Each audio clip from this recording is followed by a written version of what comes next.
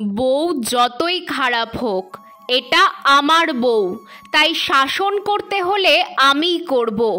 কোনো তৃতীয় ব্যক্তির আমার বউকে শাসন করার অধিকার নেই। আমি সব ব্যাপারে খারাপ কথা শুনতে প্রস্তুত, কিন্তু আমার বউকে নিয়ে কেউ খারাপ কথা বলবে, এটা আমি এক চুলো সহ্য করব না। স্ত্রীর প্রতি কতটা ভালোবাসা থাকলে একটা পুরুষ এমন কথা বলতে পারে জানেন? যারা বলে তারাই আদর্শবান স্বামী, আর যারা তার বিপরীত, মানে স্ত্রীকে ছোট করে নিজের স্বার্থে অন্যদের কাছে, তারা স্বামী তো দূরের কথা, পুরুষ হওয়ার যোগ্যতাও রাখে না। বউ যেদিন থেকে আপনার ঘরে এসেছে আপনার সাথে, সেদিন থেকেই তার সাথে জুড়ে আছে আপনার সম্মান। আর সেই আপনি কিভাবে নিজের বউকে অন্য কাউকে দিয়ে অপমান করান? এতে কি বউকে সবার কাছে ছোট করা হয় না? বউয়ের অপমান মানে কি আপনার অপমান নয়? আপনাকে আপনার শ্বশুরবাড়ির কেউ বিনা দোষে কথা শোনালে আপনার বউ কি তাদের ছেড়ে দিত? নিশ্চয়ই না।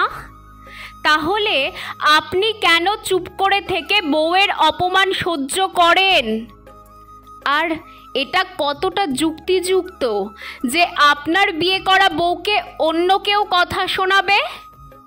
আপনি বিয়ে করেছেন, বউ আপনার, তাই শাসন করেন আর যাই করেন সেটা আপনি করবেন। মনে রাখবেন, তৃতীয় পক্ষ কোনো সম্পর্কে ঢোকা মানেই সেই সম্পর্ক শেষ হয়ে যাওয়া। খবর নিয়ে দেখুন, হাজার হাজার সম্পর্ক নষ্ট হয়ে যাচ্ছে এই তৃতীয় পক্ষের জন্যই। তাই নিজের বউকে বুঝুন, আগে বিবেচনা করুন ভুলটা কার। ভুল করলে অবশ্যই শাসন করুন, বোঝান। অন্যের কাছে নিজের স্ত্রী আর শ্বশুরবাড়ির মানুষকে ছোট করে দিন শেষে আপনার সম্মান বাড়ছে নাকি কমছে সেটা ভেবে দেখবেন প্লিজ। কেউ খারাপ কথা বললে আপনার নাম নিয়েই বলবে যে অমুকের বউকে নিয়ে তো বিচার বসছিল, অমুকের শ্বশুরবাড়ির মানুষকে তো অনেক অপমান করা হয়েছিল, মনে নেই তোমার? মানে আপনার নামটা জুড়েই থাকবে সব সময়। তাহলে দরকার কি নিজেদের ঝামেলায় অন্য কাউকে টানার? বউকে বোঝাবেন, ধমক দেবেন, শাসন করবেন, কিন্তু সেটা আপনিই করবেন।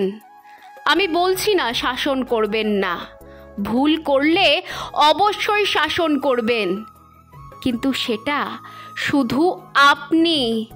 বিয়েটা আপনি করেছেন, এটা মাথায় রাখবেন। তৃতীয় ব্যক্তিকে দিয়ে বউকে শাসন করানো মূর্খামি ছাড়া আর কিচ্ছু না। এগুলো আগের যুগের মানুষ করতো মশাই। আপনি আমি তো আগের যুগে আর নেই। শিক্ষিত হলেই তো হবে না শুধু, তাই না? বিবেক থাকতে হবে। আর যেই লোকের বিবেক আছে সে কখনোই বউকে পরের হাতে তুলে দেয় না অপমান করার জন্য। যারা দেয় তারা মেরুদণ্ডহীন পুরুষ ছাড়া আর কিচ্ছু নয়। মনে রাখবেন। এবার আপনি বিচার করুন, আপনার মেরুদণ্ড আছে নাকি নেই।